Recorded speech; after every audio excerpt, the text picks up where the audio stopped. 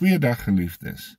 Gister op pad kerk het ons voertuig bietjie probleme gegee en het ons toe nou nie by die kerk uitgekom nie. Ek was bietjie teleurgesteld want dit was Moedersdag en ek wou graag saam met die moeder van ons huis, my vrou, in die huis van die Here gewees het vir 'n spesiale Moedersdagdiens. Op pad huis toe voel ek so bietjie mismoedig en onder die weer want ek wou graag daar gewees het, nou gebeur hierdie dinge. En die Here herinner my aan Romeine 8 vers 28 wat sê, en ons weet dat vir hulle wat God lief het, alles ten goeie meewerk, vir hulle wat na sy voorneme geroep is. En ons moet onthou dat hierdie alles sluit nie net die goeie dinge in nie. Dat alles ten goeie meewerk sluit ook die slegte dinge in.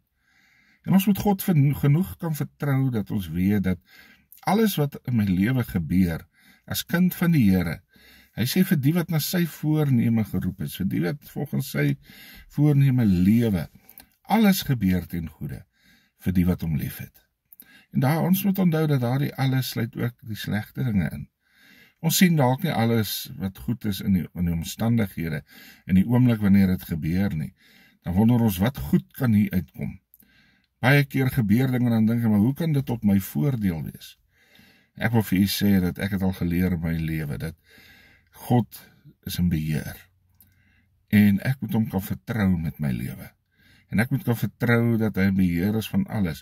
En al gebeur daar iets negatief, sal hy nog steeds vir my sorg en is hy nog steeds met my, draai my nog steeds in tye van mismoedigheid. En hy tel my op wanneer ek neergedruk is. En terwyl ek so neergedruk voel, sê die Here net vir my, ek is in beheer. Waaroor is jy bekommerd? Waaroor kla jy, want ek is in beheer. En ons moet weet dat die Here is in beheer.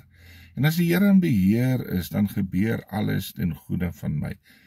Ons weet nie wat die goeie altyd is nie, maar hy sorg van ons. En ek wil u bemoedig, as jy dalk vandag in 'n situasie is, 'n negatiewe situasie, weet dat die Here laat alles ten goeie van ons meewerk. Hou vas.